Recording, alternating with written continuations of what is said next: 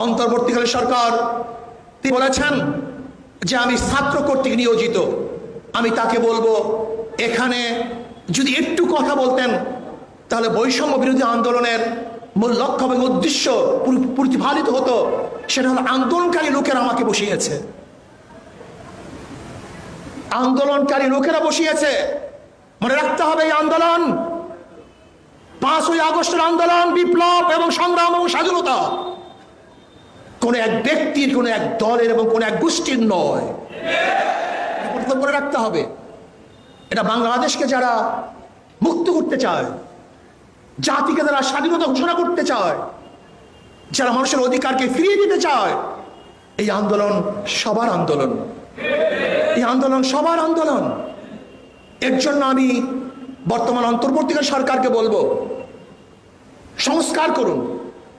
যেখানে যেখানে সংস্কারের প্রয়োজন আপনি সুন্দর মতো সংস্কার করুন।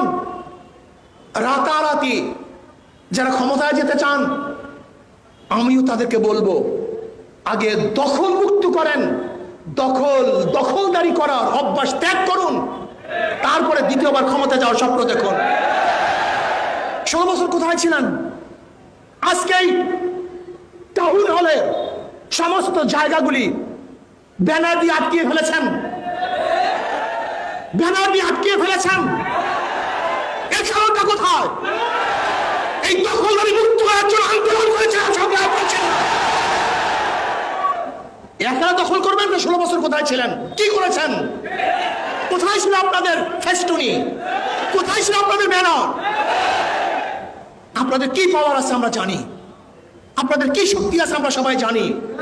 খবরদার, স্পষ্ট কথা বলতে চাই, স্বৈরাচারী শেখ হাসিনার বিরুদ্ধে আন্দোলন করেছি, সংগ্রাম করেছি, রাস্তায় নেমেছি, বুক পেতে দিয়েছি, মানুষ শহীদ হয়েছে, মানুষ বিকলাঙ্গ হয়েছে, মানুষ আহত হয়েছে, নিহত হয়েছে, কিন্তু পিছপা হয় নাই।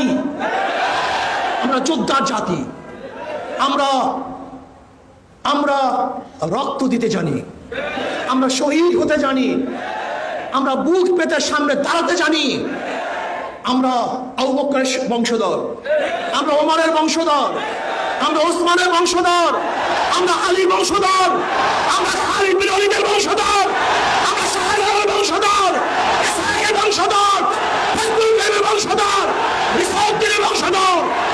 যদি বাংলাদেশ ইসলামের খেলাফ কেউ কথা বলতে চায়, কেউ চক্ষু উন্মোচন করে ইসলামের বিরুদ্ধে, কেউ আঙ্গুল তুলে ওই আঙ্গুল ভেঙে দেবে ইনশাআল্লাহ, ওই চক্ষু পেছাবে ইনশাআল্লাহ। কেউ ভাববেন না যে শেখ হাসিনা গেছে, বামপন্থী বিপ্লব হবে, এই সমস্ত স্বপ্ন দেখার কোনো সুযোগ নেই। এই স্বপ্ন দেখেন না।